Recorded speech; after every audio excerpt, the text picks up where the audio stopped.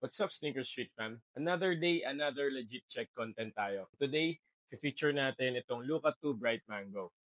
Kadalasan sa mga basketball shoes, sa uppers pa lang makikita na natin kagad kung legit or hindi ang isang sapatos. Kasi sa mga legit, very detailed yung design ng uppers niya.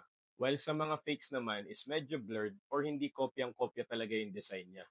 Yung stitching na to, dapat may space siya dito sa plastic na support. Sa mga fakes kasi, it's either sobrang layo niya or nakadikit na siya masyado dito. Pati na rin yung overlay niya dito sa may nylon mesh, dapat ganyan lang siya kanipis. Nandito naman din sa may forefoot, dapat manipis lang din yung nakalitaw na leather sa likod nitong plastic na support. Pagdating naman sa may toe box niya, dapat ganito lang yung space ng dalawang leather.